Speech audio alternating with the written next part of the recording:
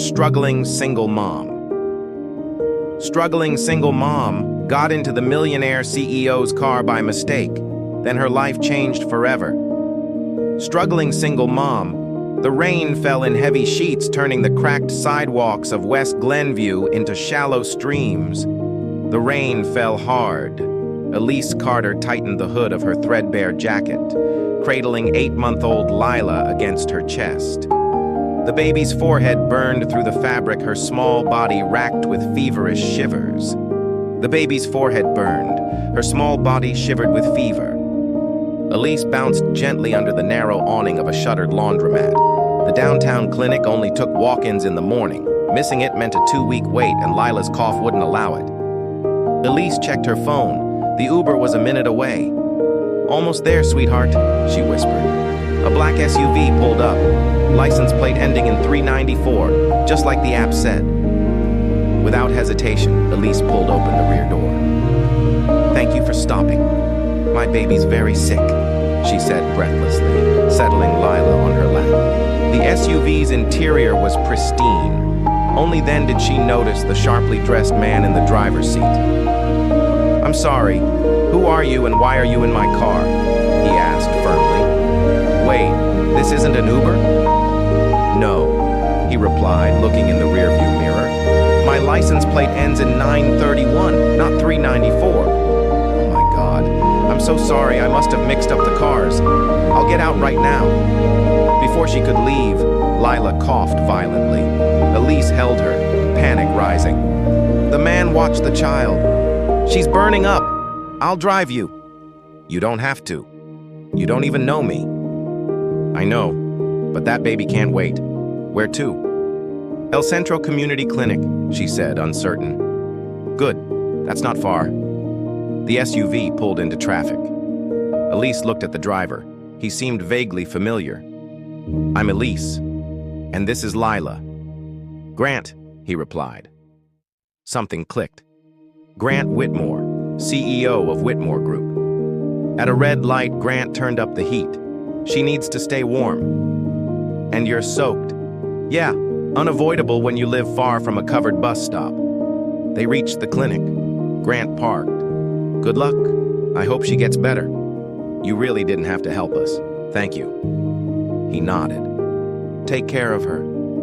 Elise stepped out, Lila asleep, unaware that mistake would change her life. In the car earlier. "Sorry for invading your car. I thought you were the Uber." "You mentioned your baby's sick." "Yes, Lila's 8 months. The fever started last night. If we miss this appointment, it's another 2 weeks." "You work 2 jobs?" "Night cleaner and barista." "Where's her father?" "He left before she was born. Said he wasn't ready to be a parent." "My sister lost her baby at 10 months. Respiratory infection. They got to a hospital with a ventilator too late." "I'm sorry. She never forgave herself. And I never forgave the system." "Thank you, really." Arriving at the clinic entrance. At the clinic, the doctor confirmed a respiratory infection. She needs rest, fluids, antibiotics, and a nebulizer. Relieved, Elise went to the front desk. "Nebulizer rental, $60. Can I pay later?" The receptionist shook her head. Elise had less than $45 in her account.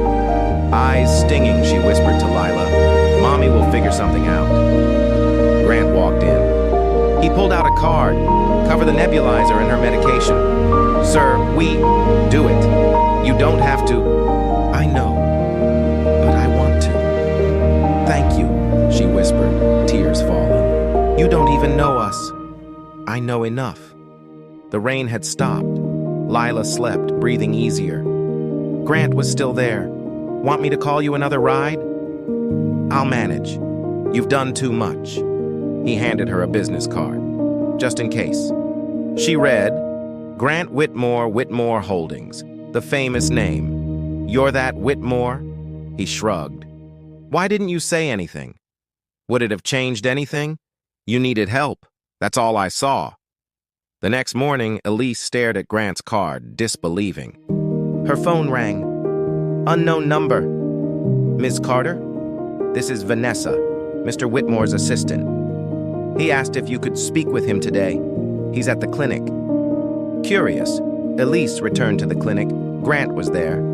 He smiled. You came. They sat in the waiting area.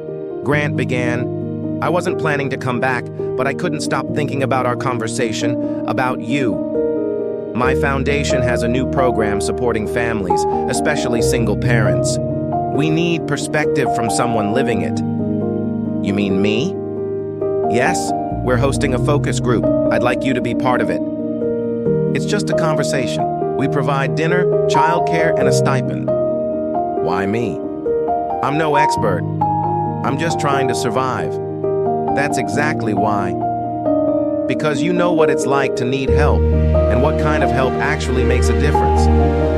$250 for the session, 2 hours. We'll cover your shift if you can't get off. You don't even know me. I know you walked through the rain with a sick child. That tells me a lot. Elise nodded. Okay, I'll do it. Grant smiled. Good. I think you'll help us more than you realize. Elise, in a second-hand blouse, entered the Whitmore Holdings lobby.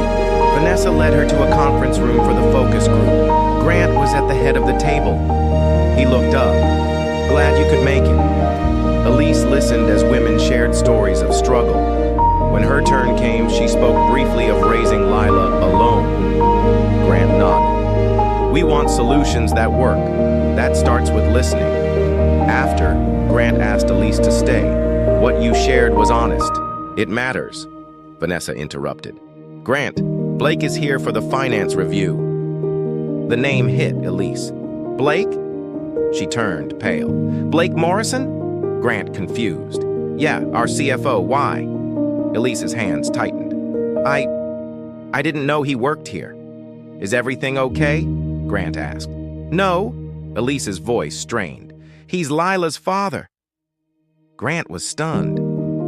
He left when I told him I was pregnant, said it wasn't his problem, blocked me. Grant processed this. That's a lot. I'm not here to cause trouble, Elise said. I just thought you should know. Grant looked at her. Thank you for telling me. You didn't deserve that. Neither did Lila.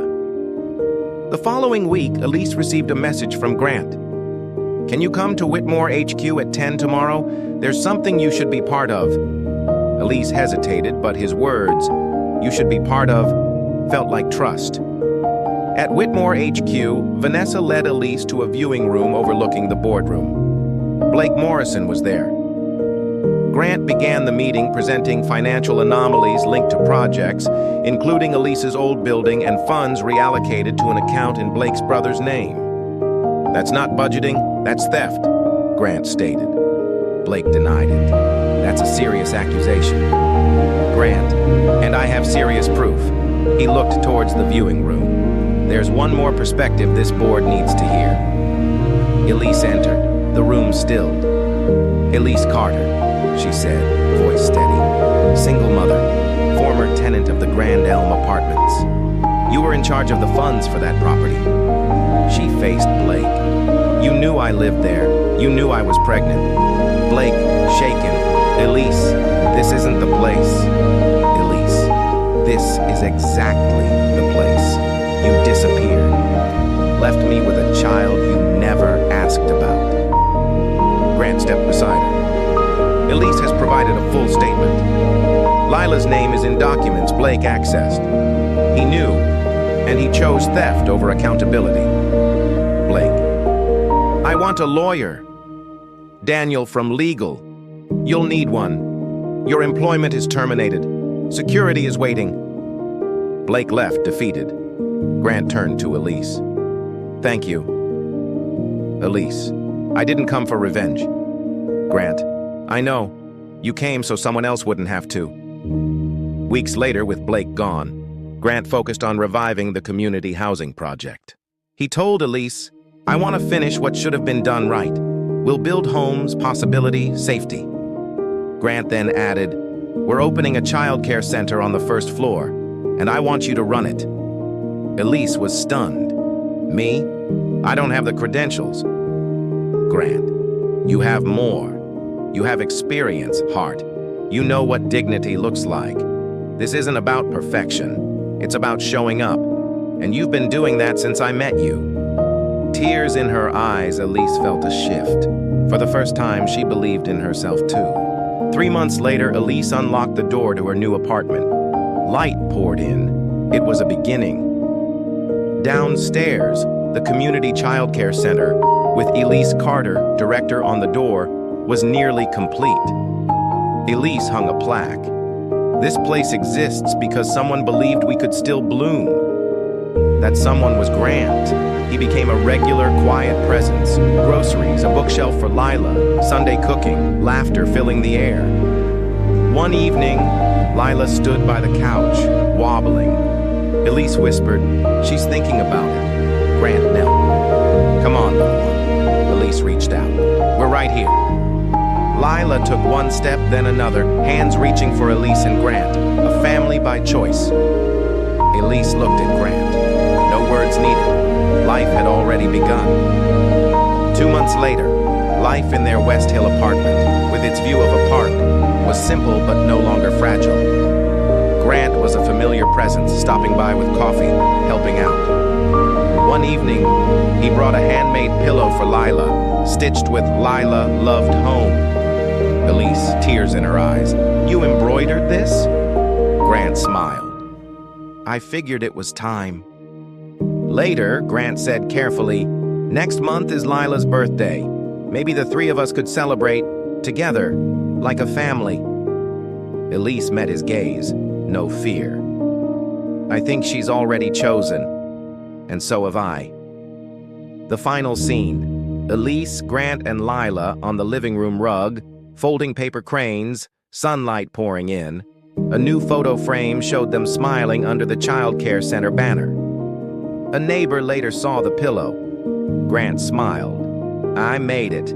Some things, if you want them to exist, you have to stitch them with your own hands." If this story touched your heart, subscribe to Soul Stirring Stories for more tales of resilience, grace, and being seen. Sometimes, the smallest gestures hold the greatest meaning. Click subscribe, turn on notifications. Family isn't always who you're born to, it's who you choose and who chooses you. Thanks for watching. Thanks for watching. Thanks for watching.